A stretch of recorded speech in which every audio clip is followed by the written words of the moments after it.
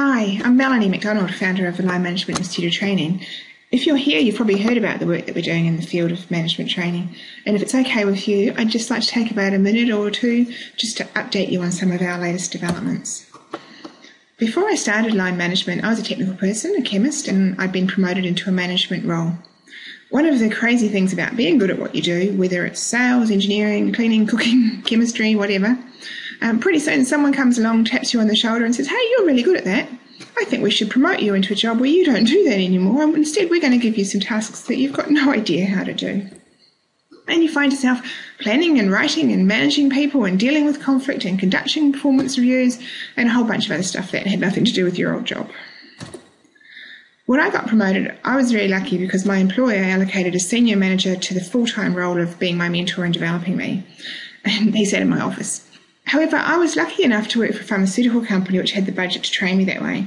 And one of the things that I realised quite early on is that most of my friends didn't get that sort of an opportunity, which led me to start Line Management Institute of Training more than 10 years ago now, because I could see such a gap in support for managers. There's plenty of short courses around, or you can go and do an MBA and, learn to make good graphs and all that sort of thing. But there was really nothing in between where you needed more than just a hot bath and come out after a one-day seminar all excited, but everything goes back to normal.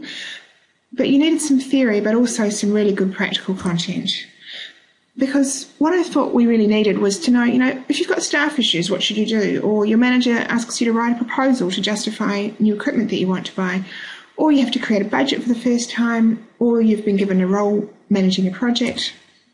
So we ran that course for the first few years very successfully as a face-to-face course, and I was really determined to keep it face-to-face because we kept getting feedback from people that the discussion and the activities were the really useful part of the course.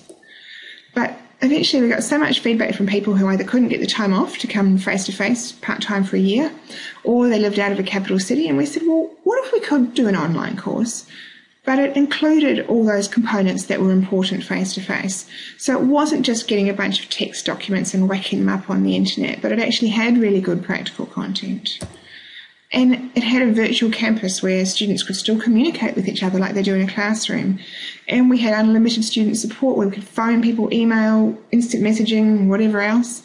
And we made sure we catered for every different learning style. And we made contact with the students regularly too, just nudge them along and make sure they stayed on track. So we did it. And we also managed to get it fully accredited by the Australian government, so it's now a nationally recognised course.